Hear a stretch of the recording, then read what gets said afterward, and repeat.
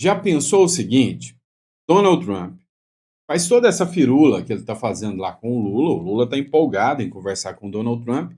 De repente, o Donald Trump anuncia que vem aqui visitar o Bolsonaro no Brasil e vai fazer um pedido para o ministro Alexandre de Moraes, para o ministro Alexandre de Moraes autorizar o Trump ir na casa do Bolsonaro, que está em prisão domiciliar. Você já pensou se isso acontece? Pois é, a gente vai falar sobre isso. Teve uma matéria da Mônica Bergamo, que foi reproduzida aqui pelo Easy Fatos, que diz que Trump pode visitar Bolsonaro no Brasil, segundo a Folha de São Paulo. Mas será mesmo que isso pode acontecer? Sei não, hein? Vamos falar sobre isso. Outro ponto também que a gente vai conversar é sobre isso aqui. Os generais brasileiros reagiram sobre uma ameaça que o Donald Trump fez ao comandante do Exército Brasileiro. Depois, abre-se aqui uma aspa gigante, de monitorar a agenda do ministro do Supremo Alexandre de Moraes. Ou seja, o Donald Trump deixou dar a bandeira, né, vazou que estava monitorando o ministro Alexandre de Moraes e a sua agenda. Outro ponto que a gente vai falar também, né, é essa briga que está rolando dentro da direita, com Tarcísio Freitas, com o Eduardo Bolsonaro, está dando rusgas dentro da direita. Né? Vamos falar também sobre a situação lá na Europa. Né? Os Estados Unidos acabaram de enviar caças americanos para interceptar os bombardeiros russos que estão voando perto do Alasca. Ali, enfim, tem muita coisa que a gente precisa debater.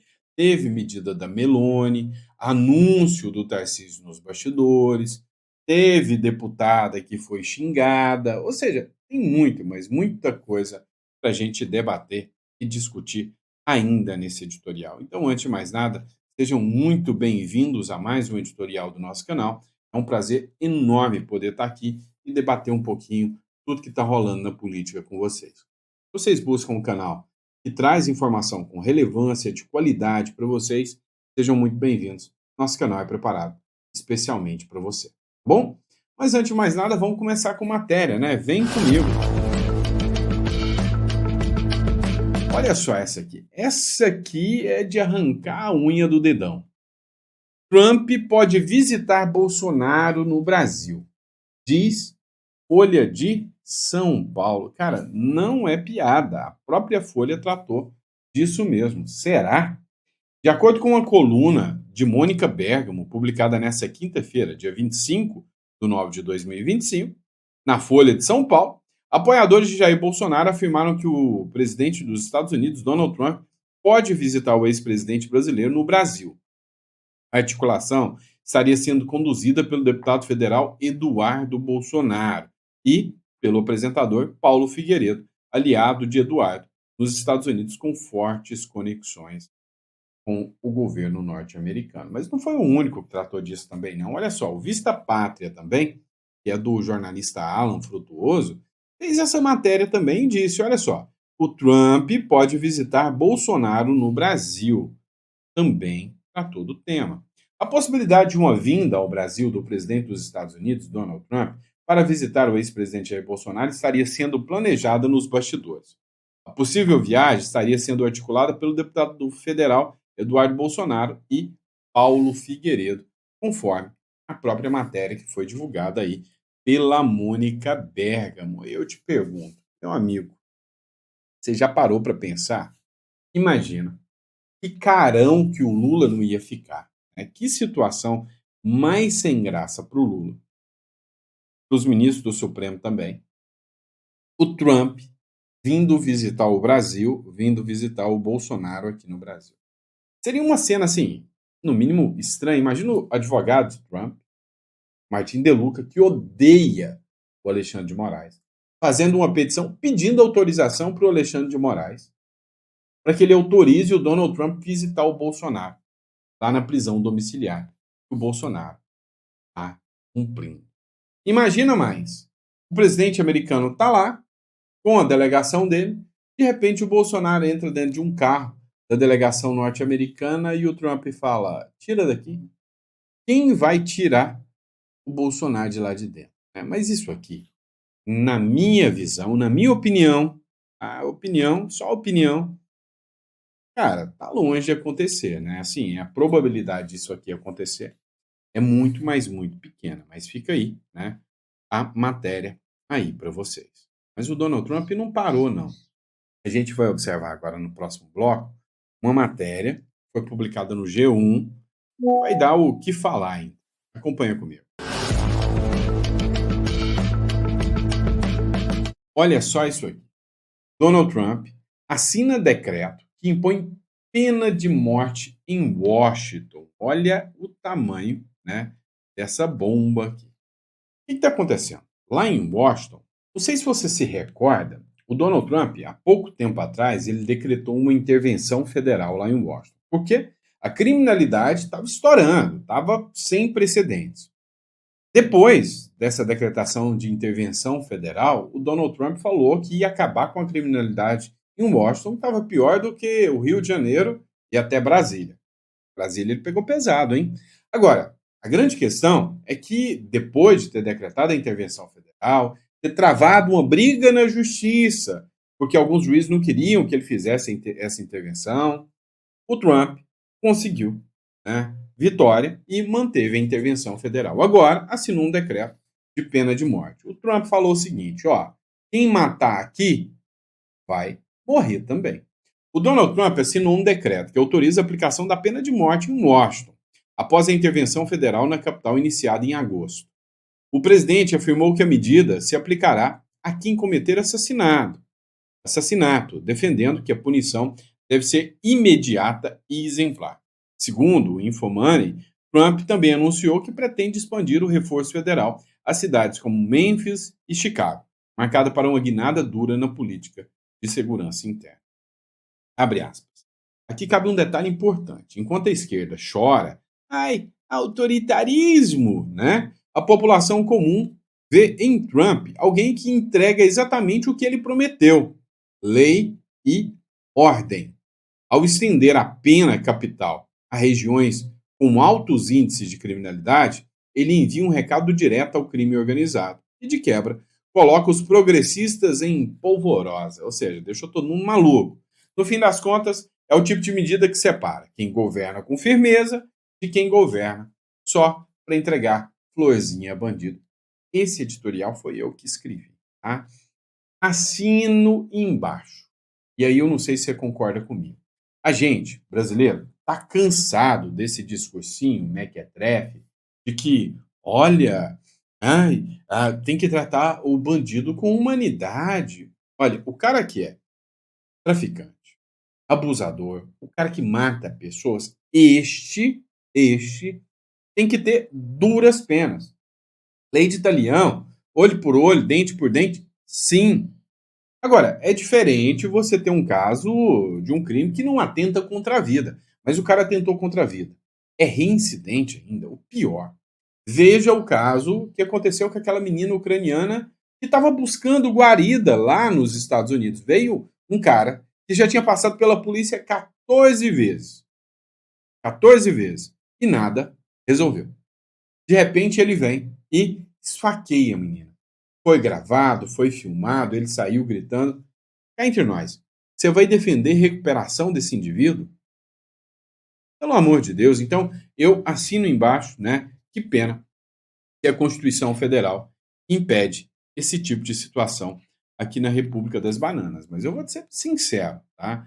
Eu, falando a verdade para você, sendo muito honesto com você, eu acho que é mais do que, sabe, justo aplicar, né, esse tipo de pena para gente que literalmente atenta contra a vida dos outros de forma tão canalha, né, como essas figuras aí do crime organizado, né, principalmente essas figuras aí, né, que são nefastas, né? E aí, qual a sua opinião sobre isso? Coloca no comentário, eu quero saber a sua opinião. Bom, vamos lá, pessoal. Próximo bloco agora, a gente vai tratar também de alguns pontos, vamos dizer assim, polêmicos, né? Bem polêmicos. Olha só essa matéria do Metrópolis aqui. Generais reagem ao risco dos Estados Unidos tirar o visto do comandante do Exército. Será que vão fazer igual o Maduro, falar que vão Acabar com o imperialismo yankee, o malvadão dos Estados Unidos? Pois é. Após a coluna do Paulo Capelli revelar que os Estados Unidos estudam revogar o visto do comandante do Exército, Tomás Ribeiro Paiva, o adido militar brasileiro em Washington, o general Maurício Vieira Gama, e o representante do Brasil no USA Southern Command, ou seja, no Comando do Sul, general Flávio Moreira Matias, consultaram militares americanos sobre o caso. Durante as conversas, Gamas e Matias responderam que problemas pontuais entre governantes dos dois países não deveriam ter o condão de afetar o histórico de cooperação no meio militar. A reação dos generais foi revelada pelo Estadão, confirmada pela coluna. Ou seja, a turma aqui, né, entendeu que, tanto faz, o Trump que resolva, mas não deveria ir atrás dos generais. Ou seja, a cooperação militar, né, é de anos.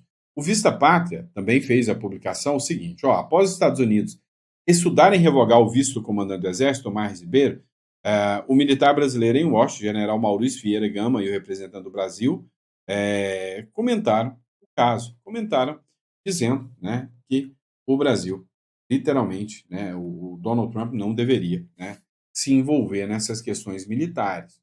Coisa do Lula, do Exército, do Exército. Só que o problema é que os Estados Unidos, em especial, né, a administração Donald Trump, ela monitorou a agenda do ministro do Supremo, Alexandre de Moraes. E ao monitorar a agenda do ministro Alexandre de Moraes, eles entenderam que a figura que mais visitou o Alexandre de Moraes, que mais entregou dados para prender Bolsonaro e os generais, foi o Tomás Paiva. Os Estados Unidos rastrearam reuniões entre Moraes e o comandante do Exército. Os Estados Unidos rastrearam reuniões entre o ministro do STF e o comandante do Exército, general Tomás Ribeiro Paiva. Segundo a coluna do Paulo Capelli no Metrópolis, Washington avalia até a possibilidade de revogar o visto do militar, levantando suspeitas de que Moraes teria influenciado a sua nomeação e poderia contar com o apoio da cúpula militar para suas decisões. O caso já gera apreensão em generais brasileiros e nos Estados Unidos, que temem um abalo da cooperação entre os dois países. Matéria fonte da Terra Brasil Notícias. Agora, para pensar comigo. Um juiz da Suprema Corte, que deveria zelar pela Constituição, aparece em reuniões secretas com o comandante do Exército. Se fosse em qualquer outro país, já estariam gritando golpe nos jornais. Mas aqui, o silêncio da grande mídia é ensurdecedor. Pior, os Estados Unidos, que não costumam mover um dedo sem interesse estratégico, já monitoram os encontros e estudam sanções. Ou seja, quando até os gringos percebem que a mistura entre toga e farda fede, é sinal de que o jogo de bastidores é bem mais sombrio do que eles querem admitir. E é literalmente isso, pessoal. Se fosse, né, alguém da direita, se fosse, né, o André Mendonça se encontrando com o general Heleno, já iam estar falando, olha só, o STF está tramando um golpe. Agora, eles podem tudo, eles podem fazer o que eles exatamente quiserem, né? A situação não está fácil, não, no Brasil, né? Quando a gente tem que noticiar uma matéria dessa, falando que isso é tranquilo, está dentro da normalidade, é porque já não está. Vamos lá? Vou judiar de vocês agora. Vocês sabem por quê, né? É o seguinte, o Lula disse que o Trump foi mal informado sobre o Brasil. Mandou uma indireta para o Eduardo Bolsonaro, dizendo que o Eduardo Bolsonaro fez um monte de mentira contra o Brasil, que o Brasil não é esse malvadão que eles estão pintando, não. Longe disso. Pelo amor de Deus. O Brasil, pelo contrário, é absurdamente democrático. É um país que protege as liberdades. É um país maravilhoso. Só que não, né? Dá uma olhada só no que o Lula falou aqui, né, numa das reuniões bilaterais da ONU. Eu estou convencido que algumas decisões tomadas pelo presidente Trump se deveu ao fato da qualidade de informações que ele tinha com relação ao Brasil. Na hora que ele tiver as informações corretas, eu acho que ele pode mudar de posição tranquilamente, da mesma forma que o Brasil pode mudar de posição. E eu acho que pintou uma química mesmo. Eu acho. Pois é. O que eu vejo em relação a essa matéria aqui? Tá? Eu tô vendo que sim, o Lula viu uma oportunidade de ouro na mão dele e o Trump também. Ou seja, vão rifar o Bolsonaro. O Lula vai acabar que essa história de regular Big Techs talvez seja um dos pedidos do próprio Trump, mas vai entregar as terras raras para o Trump. O Bolsonaro já vai ficar de lado. E aí, o Lula vai pousar do cara que foi lá para os Estados Unidos, tirou as tarifas que o malvadão do Eduardo Bolsonaro tinha colocado. O Lula conseguiu a narrativa perfeita. Então, nada me assustaria, nada, absolutamente nada me assustaria se houvesse um acordo ali e o Lula voltasse sem as tarifas. E aí, meu amigo, isso seria impactante para 2026. Tá? Seria impactante. Mas, enfim, estão lá, estão passeando com o seu dinheiro. O Metrópolis acabou de sair uma matéria agora, né? Acabou de publicar aqui com o Gil Diniz sobre essa viagem do Lula lá nos Estados Unidos, falando um pouquinho da viagem que você pagou, mas não fez. Dá uma olhada. A comitiva de servidores públicos que está em Nova York acompanhando o presidente Lula na Assembleia Geral da ONU e nos eventos paralelos soma pelo menos 100 pessoas e já consumiu mais de 3,3 milhões de reais em hospedagem e transporte em Nova York. Esse valor inclui reservas de hotéis e aluguéis de veículos para o deslocamento das autoridades brasileiras. Entre os gastos já registrados estão R$ 826 mil em diárias no hotel Omni Berkshire Place e quase 956 mil no Hyatt Grand Central.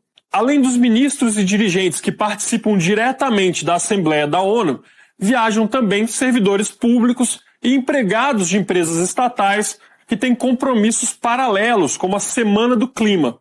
Mas nem tudo é só trabalho. Integrantes do governo registraram nas redes sociais os passeios turísticos e as atividades pessoais no período da viagem, como corridas no Central Park. O secretário do Meio Ambiente, André Lima, por exemplo, compartilhou uma marca de 10 quilômetros percorridos no parque. O Ministério alegou que a prática ocorreu fora do expediente dele e não gerou custos adicionais. Os dados da comitiva foram levantados pela reportagem a partir de portarias que são publicadas no Diário Oficial da União. Mas o número final de viajantes é maior do que esse, porque alguns nomes ainda não foram divulgados, incluindo do chamado Escalão Avançado, o SCAV, que é responsável por preparar a visita presidencial. Até agora, apenas parte dos servidores recebeu o pagamento das suas diárias, e por isso é impossível calcular o custo total dessa viagem. Uma coisa é certa, eu garanto para você, barato não foi. Outra coisa é certa, eu garanto para você, não vão divulgar o valor real.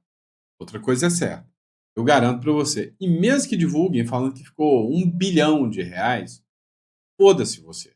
Você já pagou, você não usufruiu e eles não estão nem aí com a sua opinião. Não tenham dúvidas disso aí. Tá? Não tenham dúvidas em relação ao que, o que eles pensam sobre você. Não estão nem aí. Houve um racha dentro da direita. Isso é inevitável, inegável, trouxa de quem pensa diferente é porque não quer entender de política. É o seguinte, há uma ala, sim, que vê muito mérito no que o Eduardo Bolsonaro está fazendo lá nos Estados Unidos. E essa ala entende que o que estão fazendo com o Eduardo Bolsonaro, agora, rifando o Eduardo Bolsonaro, porque é isso que eles estão fazendo com ele. É uma bruta de uma sacanagem. E alguns já começaram a se posicionar. Quem está do lado do Eduardo Bolsonaro, quem está do lado do Tarcísio. Sim, teve esse racha, não tem discussão. O primeiro a se manifestar aqui foi o Gil Diniz. Ele que é deputado estadual por São Paulo, ele escreveu o seguinte: os bolsonaristas de coração, idealistas desde sempre, estão com Eduardo Bolsonaro. Os bolsonaristas de gogó, oportunistas de ocasião, estão fingindo que nada está acontecendo. Só pensam no fundo partidário e na legenda para o ano que vem. Eduardo Bolsonaro tem o meu apoio. É simples. O PL está rifando o Eduardo Bolsonaro. E isso não é novidade para ninguém. Todo mundo sabe disso. Olha essa matéria do Conexão Política. O Ciro Nogueira fez uma publicação com críticas ao Eduardo Bolsonaro. Eu já vou passar ela para vocês. Distantes do bolsonarismo, Lira e Nogueira despencam nas pesquisas e tendem a não se eleger em 2025. Meu amigo, se vocês não entenderam a força que o bolsonarismo ainda tem, problema de vocês. Conexão Política. Arthur Lira, do PP em Alagoas, e Ciro Nogueira, do PP no Piauí, vivem momentos desfavoráveis nas principais pesquisas eleitorais do país. Ambos planejam disputar o Senado em 2026, mas os levantamentos apontam queda na intenção de voto, com risco concreto de derrota. Nos dois estados de origem, a tendência registrada é de que o Centrão não consiga garantir cadeiras de forma isolada, sem alinhamento com a direita, sobretudo com a base de apoio direto do ex-presidente Jair Bolsonaro. Lira e Nogueira perdem competitividade em todas as frentes, ou seja, toda vez que não estão fechados com o Bolsonaro, eles perdem força. A publicação do Ciro Nogueira foi essa aqui, abre aspas. Já está passando de todos os limites a falta de bom senso na direita. Digo aqui a centro-direita, a própria direita e seu extremo, falando que tem a extrema-direita. Ou nos unificamos, ou vamos jogar fora uma eleição ganha outra vez. Por mais que tenhamos divergência, não podemos ser cabo eleitoral de Lula, do PT e do PSOL. Não podemos fazer isso com o Brasil. É óbvio que foi interpretada de duas formas isso aqui. De um lado, aquela turma que interpretou da seguinte forma: o Ciro Nogueira está mandando uma indireta para o Eduardo Bolsonaro. Só pode. Falando que todo mundo tem que se juntar, se unir ao centrão, né? Ou seja, desde a centro-direita quanto da extrema-direita, todo mundo tem que se juntar aqui no centrão. Né? Na direita é que ele diz permitido. Eles viram até que o Aécio e o Rodrigo Maia disseram que são de direita, só para constar, é essa direita que eles defendem. Por outro lado, tem uma outra ala que fala que o Ciro Nogueira está certo. O Eduardo Bolsonaro, ele não tem chance. E ele falar agora que vai concorrer, que é o candidato ao presidente, pode até prejudicar a chance de pegar uma eleição ganha e tirar, né, o Lula do poder. E a grande questão que fica é, e aí? Tirar o Lula do poder, encarando, sei lá, um Tarcísio, ou mesmo um candidato do centro, ou não? Pois é, deputado Eduardo Bolsonaro está numa fase em que ele está sendo fritado, literalmente. E agora ele pode até perder o seu mandato. De um jeito ou de outro. Eles querem neutralizar o Eduardo Bolsonaro. O outro não. Desculpa aí, vocês vão ficar bravos comigo, mas o Flávio Bolsonaro é aquele morde a sopra, aquela coisinha aqui, a coisinha aqui lá. Agora o Eduardo Bolsonaro não. Ele se incomoda. Esse conseguiu sanção da Magnífica contra o Alexandre de Moraes. Esse é idealista. Esse acredita no que o pai pregou. Esse acredita literalmente no bolsonarismo, na ideia bolsonarista. E aí é por isso que eles querem eliminar do jogo. Não eliminaram, porque ele está lá nos Estados Unidos. Mas eles vão neutralizar. Os próprios partidos querem tirar a credibilidade e a voz do Eduardo Bolsonaro. Dá uma olhada nessa matéria do Estado de Minas aqui. Deputado mineiro é escolhido relator do processo contra Eduardo Bolsonaro, ou seja, processo de cassação. Matéria aqui do Metrópolis. Câmara define relator de ação que pode cassar Eduardo Bolsonaro. Acompanha comigo. Perfeito, Choquete. O deputado, conta pra gente, então, como é que é essa expectativa? O Conselho de Ética, é claro, não é já a cassação do parlamentar, mas é ali também que se entende um pouco, né, do entendimento da Câmara em relação a esse parlamentar. Então é sim um processo importante e que pode mudar a vida do deputado que está lá desde março nos Estados Unidos. É isso, Natália. Agora eu acabei de designar, né, agora pela manhã, o deputado delegado Marcelo Freitas como relator da representação número 22 de 2025, o deputado Eduardo Bolsonaro. Então, A partir de agora, como é que vai funcionar? O deputado o deputado Eduardo Bolsonaro, ele tem 5 dias para apresentar uma defesa prévia, certo? E o deputado Marcelo Freitas tem 10 dias para dizer se vai aceitar ou não o processo, se vai ter admissibilidade ou não. Tendo admissibilidade, ele apresenta um plano de trabalho para o colegiado, se ele vai pedir oitivas de testemunha, se ele vai querer ouvir o deputado Eduardo Bolsonaro, se ele vai querer ouvir o deputado Lindenberg Farias, líder do PT e autor dessa representação. E aí sim, durante esse plano de trabalho em execução, no final a gente vota o relatório, o colegiado vota o relatório final, havendo o arquivamento, o relatório votando pelo arquivamento, ele vai ser arquivado no Conselho de Ética. Caso o relatório seja pela iniciação ou seja pela cassação, aí sim vai para o plenário da Câmara, lembrando que a decisão final é do plenário da Câmara dos Deputados. É isso. Então, o deputado Marcelo Freitas, né, ele é hoje um dos nomes fortes do Centrão. Tá? E aí, o Marcelo Freitas, ele é um cara que vai de acordo com, né, a maré. O Marcelo Freitas, ele pode simplesmente rejeitar o relatório e falar, não, o processo morre aqui. Ou ele pode falar, não, segue o relatório. Eu acho que ele tem que ser cassado. Se o Marcelo Freitas falar, ó, segue o relatório, o processo ainda tem que ser julgado, defesa. Vai muito tempo ainda. Vai muito tempo ainda. Quer dizer, se eles não quiserem acelerar. O que pode estar acontecendo? Uma pressão pelo Marcelo de Freitas para ele aceitar o relatório. Porque, assim, o Marcelo Freitas foi um dos caras que articulou, inclusive, a eleição do Nicolas Ferreira. Então, assim, ele é um centro, mas é um centro mais pro lado da direita. Então, não acredito, de forma alguma, né, que se fosse uma decisão livre, desimpedida, ele ia pedir a cassação do Eduardo Bolsonaro. Mas com a pressão do governo, com a pressão do STF, pode ser que ele aceite sim. E aí vem aqui matéria do Luiz Barça, né? Nos bastidores, Tarcísio diz que está fora da disputa presidencial. O governador de São Paulo, Tarcísio de Freitas, tem dito a interlocutores que não pretende disputar a presidência da República em 2026. Segundo aliados, ele demonstra convicção de que ficará fora da corrida presidencial diante da fragmentação da direita e dos atritos com o deputado Eduardo Bolsonaro. O que está incomodando muito é que eles queriam o Tarcísio, o Eduardo Bolsonaro, tá? Tirando o Tarcísio aí, de certa forma, da jogada.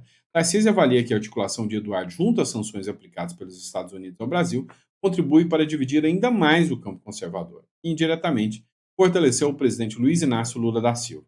A estratégia do governador está concentrada em buscar a reeleição em São Paulo, evitando a dependência da família Bolsonaro para viabilizar uma candidatura. Hoje é fato que o Tarcísio de Freitas, de certa forma, ele já não depende tanto mais do Bolsonaro para tentar a reeleição em São Paulo. Hoje o mercado financeiro está do lado dele.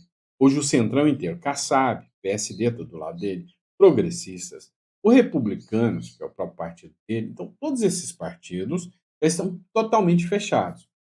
A gente já viu um racha do Tarcísio acontecendo com o Bolsonaro ali em 2024, quando o Tarcísio apoiou o Nunes e o Bolsonaro ficou tendencioso. Deu uma quedinha pelo Pablo Marçal. Vocês sabem que foi. Ele balançou o Bolsonaro. Mas no final das contas acabou ficando com o Tarcísio.